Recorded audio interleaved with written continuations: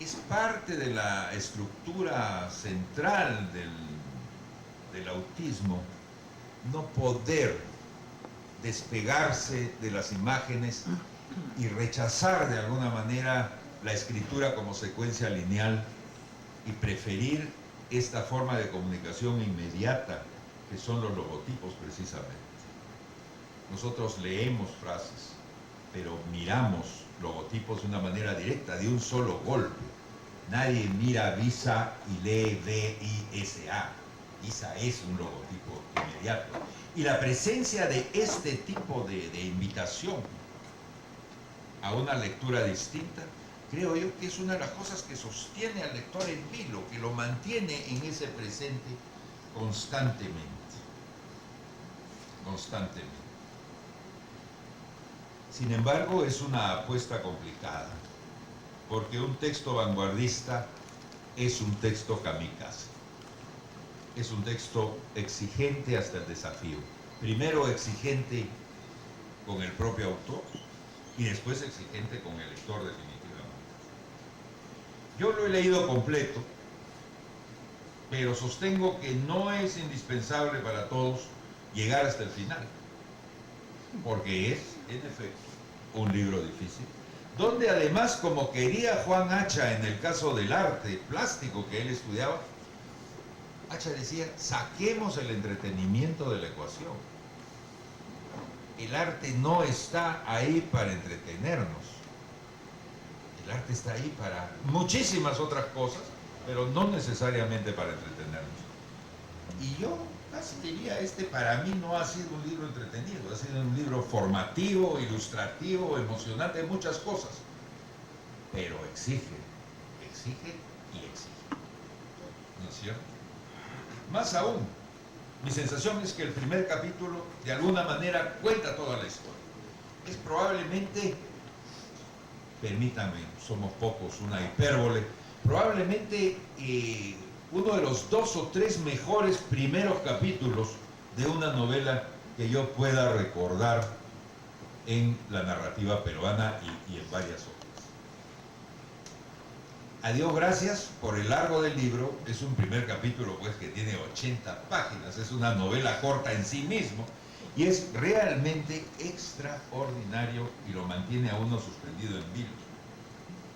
Doble mérito además, porque uno diría, bueno, el acto de 2 aviones chocando contra 2 edificios en Manhattan ya es espectacular de por sí. ¿Qué se puede mejorar? ¿Qué se puede añadir? Pues sí, está todo añadido en ese capítulo. El capítulo no es una crónica, es una historia, es un relato donde comenzamos a descubrir cosas probablemente mucho más convocadoras que el acto aeronáutico o arquitectónico que relata, ¿no es cierto? Y esto queda muy fuerte y es de alguna manera el telón de fondo de nuestra lectura del resto de la novela. Y desde el capítulo 2, para mí, la novela es una búsqueda obsesiva del autor. ¿Qué busca? Busca nuestra complicidad. Busca que ahora lo acompañemos en la detallada peripecia de su vida, sometida a esa trituración que es el presente absoluto, que es lo actual radical, que es el vivir el ahora de una manera tal que va borrando lo que queda detrás y comiéndose lo que ya iba a venir delante y quizá ya no venga.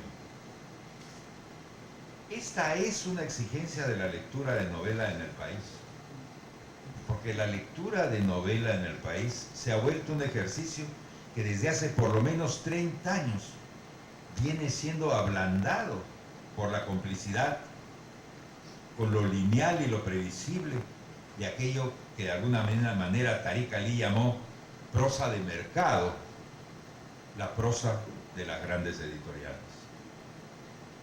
Bombardero, como dije, trabaja con el anti-entretenimiento, es decir, trabaja sí con la incomodidad del lector, un proceso que además comienza con el peso y el volumen físico del libro mismo. 1 kilo 250 gramos, casi imposible de leer en la cama, ¿no es cierto? Y en esa medida, además, Gutiérrez es un erudito y es un académico a su manera, que apuesta a la existencia, a la supervivencia en el Perú de lectores estudiosos, de lectores que todavía sean capaces de ser a la narración lo que algunos teóricos de la música moderna llaman la escucha activa, los oyentes de música capaces de no convertir todo lo que oyen en música de fondo y poder verla como una presencia inmediata y viva. Y es por eso que digo que después de un primer capítulo de infarto, literalmente en el caso de algunos pasajeros supongo, la obra se vuelve cada vez más exigente y en eso cada vez más interesante. ¿Cuál es la historia? La historia es que vivimos en medio de la catástrofe personal y que la suma de catástrofes personales está barriendo con todo lo demás.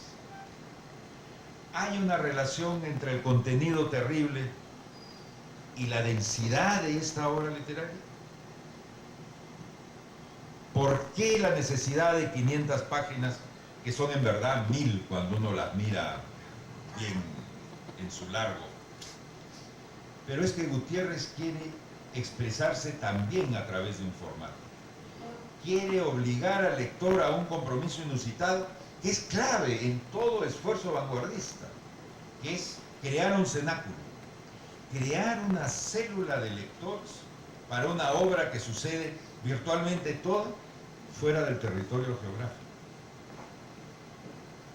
Lo cual tiene que ver con fundar otro territorio para los peruanos.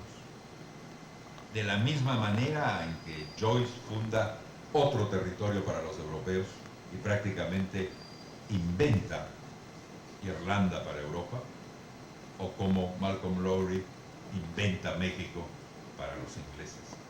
Aquí yo siento que hay nada menos que la invención del mundo cosmopolita para beneficio de los peruanos.